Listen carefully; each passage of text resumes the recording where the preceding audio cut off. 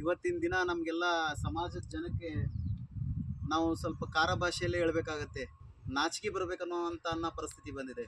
ಇವತ್ತು ಅಂಬಿಗ ಸಮಾಜದ ಅಖಿಲ ಕರ್ನಾಟಕ ಅಂಬಿಗ ಮಹಾಸಭಾದ ಹೋರಾಟದ ಫಲವಾಗಿ ರಾಜ್ಯ ಸರ್ಕಾರ 32 ಕೋಟಿ ರೂಪಾಯಿಯನ್ನ ನಮ್ಮ ಅಂಬಿಗ ಸಮಾಜದ ಮೂಲಗದ್ದಿಗೆ ಡೆವಲಪ್ಮೆಂಟ್ ಮಾಡಲಿ ಅಂತೇಳಿ ಸರ್ಕಾರ ಅಮೌಂಟ್ ರಿಲೀಸ್ ಮಾಡಿದರೆ, ಅಧಿಕಾರಿಗಳು ಮತ್ತು ಆಡಳಿತ ವರ್ಗ ಮತ್ತು ಮಂತ್ರಿಗಳು, ಕಾಂಟ್ರಾಕ್ಟರ್ ಲಾಬಿ, ಇನ್ನೂ ಹಲವು ಥರದ ಲಾಬಿಗಳು ಸೇರಿವಿ ಇವತ್ತು ಸಮಾಜದ ಪ್ರಮುಖ ನಾಯಕರು, ಮುನ್ನೆಲೆ ನಾಯಕರು ಅಂತೇಳಿ 2-3 ಜನ ಓಡಾಡ್ಕೊಂಡು ಇದ್ಕೊಂಡು ಈ ಗದ್ದಿಗೆ ದುಸ್ತವಸ್ಥೆ ನೋಡ್ರಿ.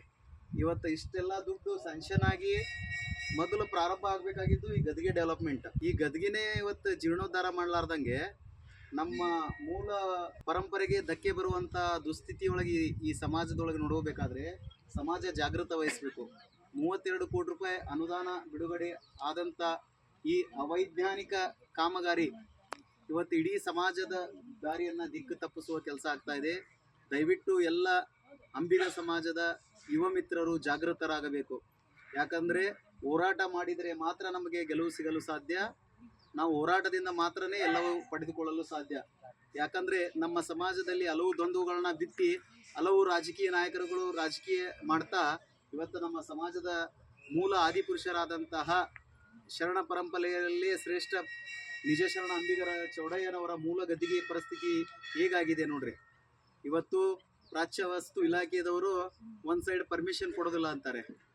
ರಾಜ್ಯ ಸರ್ಕಾರ ಅದು ಕೇಂದ್ರ ಸರ್ಕಾರಕ್ಕೆ ಪರ್ಮಿಷನ್ ಕೊಡ್ರಿ ಅಂತ ಒಂದು ಲೆಟರ್ ಬರೋಕ್ಕೆ ತಯಾರಿಲ್ಲ.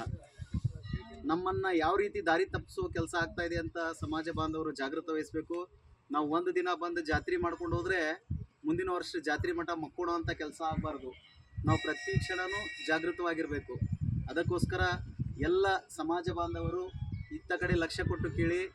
ಈ ಮೂಲಗದ್ದಿಗೆ ಡೆವಲಪ್ ಆಗೋ ಮಟ್ಟ ನಾವು ಯಾರನ್ನೂ ಸುಮ್ಮನೆ ಆಗಿ ಬಿಡುವ ಮಾತೇ ಇಲ್ಲ. ಅವೈಜ್ಞಾನಿಕ ಕಟ್ಟಡಗಳು ಮತ್ತು ಅವೈಜ್ಞಾನಿಕ ಪ್ಲಾನಿಂಗ್ಗಳಿಂದ ಇವತ್ತು ನಮ್ಮ ಮೂಲಗದ್ದಿಗೆ ಮೂಲ ಪರಂಪರೆಗೆ ಧಕ್ಕೆ ಬಂದೈತಿ. ಇದನ್ನು ಸರ್ಕಾರ ತಿದ್ದುಕೊಳ್ಬೇಕು. ಮುಂದಿನ ವರ್ಷ ಚೌಡಯ್ಯ ಜಯಂತಿ ಬರೋದ್ರೊಳಗಾಗಿಯೇ ಇದಕ್ಕೆ ಒಂದು ವಿಶೇಷ ರೂಪುರೇಷೆಯನ್ನು ಕೊಟ್ಟು ಕಾಶಿ ಮಾದರಿಯಲ್ಲೇ ಇದನ್ನು ಒಂದು ದೊಡ್ಡ ಭವ್ಯವಾದ ಮಂಟಪವನ್ನು ಮಾಡಿ, ಇದು ಒಂದು ತಾಯಿ ನಮ್ಮ ಆದಿಶಕ್ತಿ ಗಂಗಾ ಪರಮೇಶ್ವರಿಯ ದೇವಸ್ಥಾನ ಕೂಡ ಇಲ್ಲಿ ಕಟ್ಟುವ ಹಾಗೆ ಮಾಡಿ, ಇಲ್ಲಿ ಒಂದು ಸ್ನಾನಘಟ್ಟ ಮಾಡಿ, ಇಲ್ಲಿ ಬರುವಂಥ ಲಕ್ಷಾಂತರ ಭಕ್ತರಿಗೆ ಆ ಸ್ನಾನ ಮಾಡುವಂಥ ಗಂಗಾ ಸ್ನಾನ ಅಂದರೆ ಗಂಗಾ ಸ್ನಾನ ಮಾಡಿ ಎಲ್ಲ ಪಾಪವನ್ನು ಕಳೆದುಕೊಳ್ಳಲು ಒಂದು ವ್ಯವಸ್ಥೆಯನ್ನು ರಾಜ್ಯ ಸರ್ಕಾರ ಮಾಡಿಕೊಡ್ಬೇಕು. ಇಲ್ಲವಾದರೆ ನಾವು ಇದ್ರ ವಿರುದ್ಧ ಬೆಂಗಳೂರು ಚಲೋ ಮಾಡಿ ಮುಖ್ಯಮಂತ್ರಿ ಮನೆಗೆ ಮುತ್ತಿಗೆ ಹಾಕುವ ಕೆಲಸ ಮಾಡ್ತೀವಿ ಅಂತ ಈ ಮೂಲಕ ರಾಜ್ಯ ಸರ್ಕಾರಕ್ಕೆ ಎಚ್ಚರಿಕೆ ಕೊಡ್ತಾ ಇದ್ದೀವಿ.